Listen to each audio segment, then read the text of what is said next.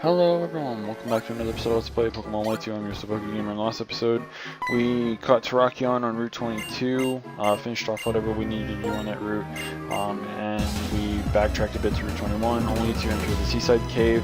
We took on a couple of the trainers that you can find in here, and we're going to be doing some of the same today. And once we get out of this cave, we will be dealing with Team Plasma again. That's kind of what the whole storyline is kind of leading us up to right now, is dealing with Team Plasma. Honestly, like at this point, Team Plasma is just really easy to beat, so you really shouldn't have any trouble with it. I really don't know what else to say about it. I mean, it's not like it's going to be very difficult for anyone to do much of anything here, really. But I don't know, maybe you'll have some trouble with it. I really don't see how you could, but I mean. Hey, I guess someone might. Either way, like, this whole area and everything about it is just like, whatever. You can plow through this really fast. I'm not gonna lie though, this Roggenrola fight's kind of annoying, only because of the fact that they all have Sturdy. And as you can see that I've been using Scald against them. The reason for this is because of the 30% chance of burn. If I happen to burn it, then Sturdy doesn't really matter all that much. They get their little final stand type of thing where they get to do their move before they faint. So, I mean, like, for example, right here, burned, it gets the ability to use Stone Edge, and then at the end of the turn, I'll be taking Sandstorm damage, and then he will be taking burn damage, taking away his one remaining health point. I mean, it's kind of annoying. I really don't like how they implemented Sturdy the way that they did. Don't get me wrong, it added a new twist to the game, not gonna lie, but whenever you go through caves through the main game and whatnot, you're dealing with a lot of Pokemon that have Sturdy, namely, at least in this generation, Roggenrola and to an extent Boldore. So it's kind of a huge pain in the ass if you don't have a way of getting through it, whether it be Mold Breaker or a multi-hit move. So, I don't know. I really just don't like Roggenrola and its entire evolutionary line as a result of the implementation they did on Sturdy in Generation 5, but that's just me. So, I guess I can cover this really quick. Apparently, over on Twitter, Pokken Tournament's game producer, Katsuhiro Harada, confirmed a bit of information for the game Pokken Tournament. It confirmed that not all of the Pokemon that are to be in the game will be of the fighting type, so there's going to be a lot of other possibilities and stuff with it. Should be interesting to see how it turns out, of course, but it won't really matter all that much if it doesn't get like an international release as well as a console release rather than just being in an arcade. Don't get me wrong, the game's concept and everything is really cool, and I mentioned this in the last episode. I really feel like they're doing this in a very smart way, but at the same time, it would have been kind of just better to hold off another year or so just to kind of release it on a console rather than making it an arcade game. I mean, why an arcade game in the first place? I don't know how often people in Japan, younger age groups go to arcades and whatnot, but I mean, over here in the United States, I don't really know very many people or very many kids that ever go to an arcade, and I live in a city. Like, I don't understand that exactly. Like, are we like way back in like maybe what, the 60s or 70s where kids just up and go to the arcade to play games? Is that it? But yeah. So remember that machine that we got from Colress? Yeah, we use that here. I don't remember if this thing has its hidden ability or not. So as a result, we will be catching it. But like I said, I don't really remember if it has the hidden ability or not. I don't think it does, because one of its regular abilities is Sturdy, if I remember correctly anyway, and it has Sturdy, so maybe it has a chance of getting its hidden ability. I'm not entirely sure, but I still caught it anyways, just to catch it, because it is kind of one of those overworld Pokemon that you can run into. Really cool that they just kind of put it there. I mean, at the same time it's kind of annoying, but I mean, it's still pretty cool that you can just catch it there. Why not? I think it's also the only place in the game that you can find Wild Crustle. I'm not sure if you can actually find Wild Crustle outside of this one. I could be wrong. I've never really found one myself, or if I have, I never remember actually seeing it. If you go up here, you find a free calcium, which is always really nice as well. I mean, if you are still EV training in this game, and whatever, for whatever reason, whether it be just to transfer to Generation 6 or whatever. Good item to have, I suppose. If you EV train for just your in-game thing, it's also nice to have the protein crap as well, or vitamin crap, I should say. So, I mean, anyways, we saw that we couldn't get on there, but however, apparently Marlin decided to get onto the ship and help us.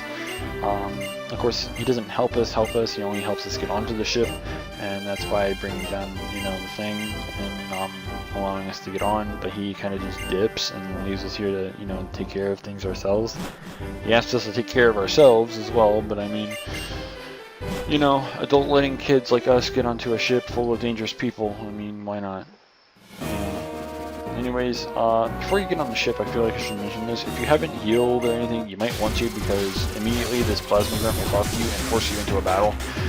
So if you want to change up your lead for this or whatever, you needed to do so before you got on the ship. He is pretty easy though. I mean, he has a Warthog and I believe a Garbodor. So a very well-leveled Samurai with Surf is more than enough.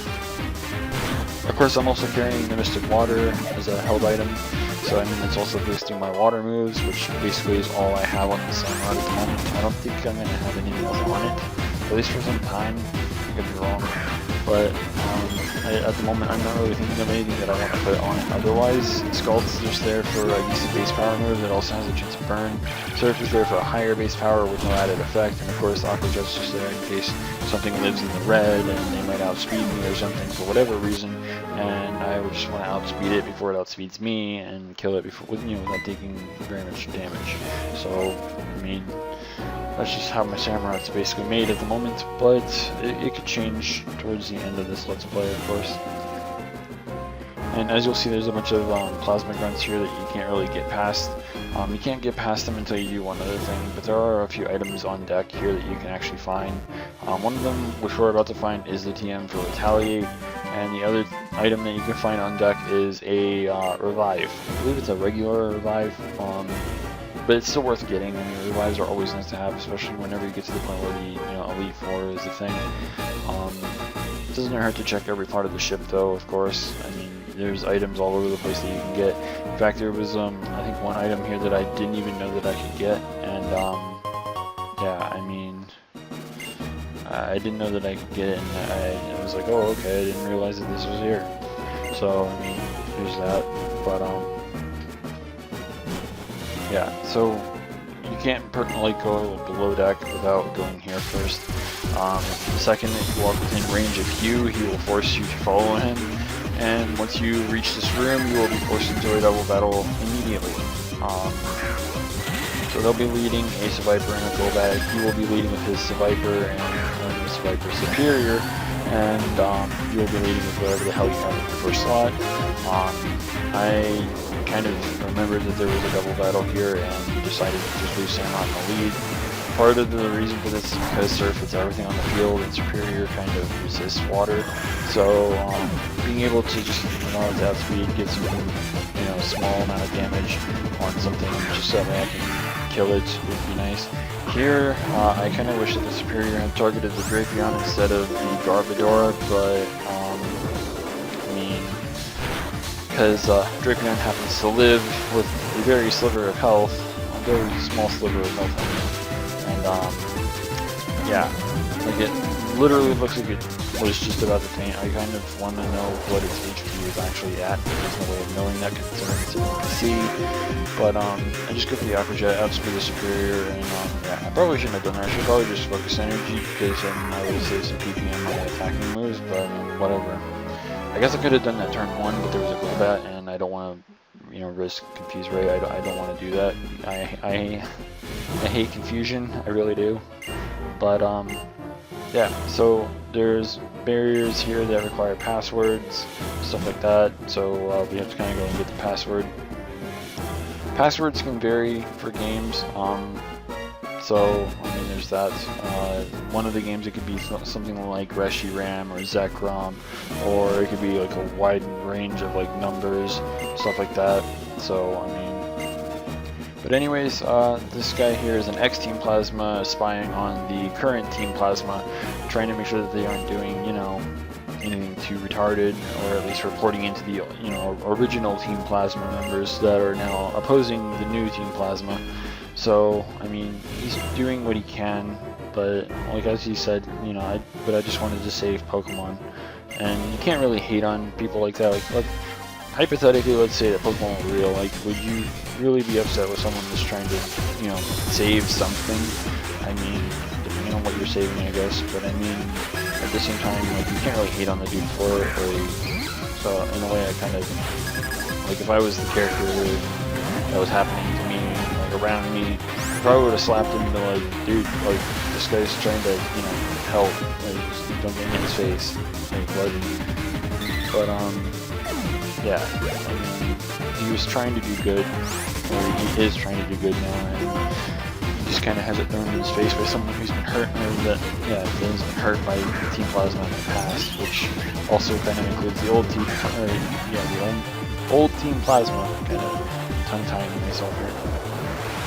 But I mean, can't really hate on the dude for it. You really can't. I mean, there are a lot of people that claim to be doing something for a better cause, or for the better of the world, and they're just getting shot on for it. But, I mean, I don't know.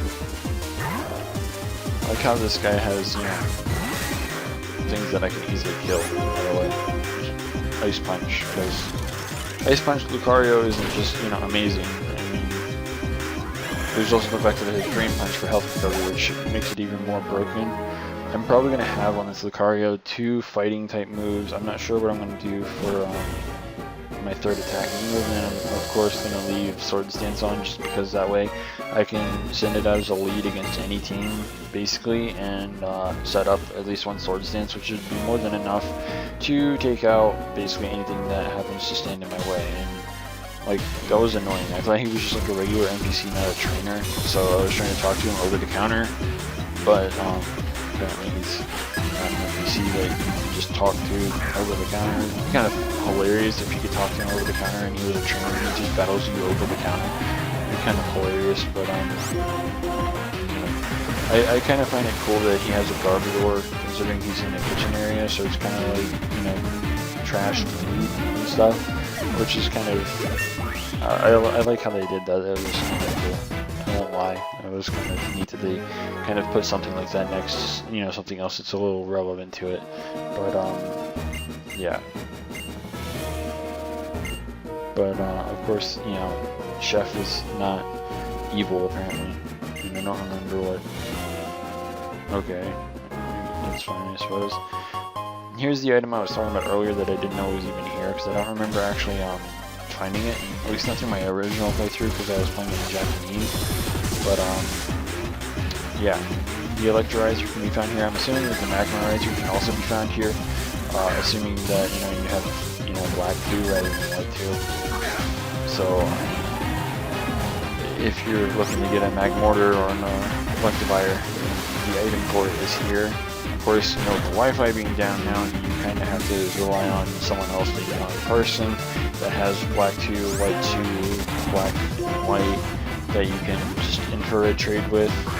So I really think it's kind of dumb that they shut down the Wi-Fi shit for Generation 5 and earlier, considering there were a lot of people that were relying on it for some time because of Pokemon Bank, and there are still people that rely on it.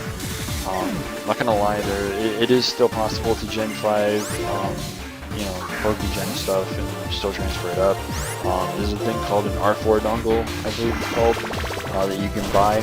Basically, it takes your save file from your hard copy of the game and kind of exports it, and then you can edit it with PokeGen or whatever, put the Pokemon back on there, and transfer them up. Honestly, it's something I wouldn't mind having, just so that way I can transfer up like 6 IV parents that have moves that I want to breed down onto a single Pokemon. But yeah.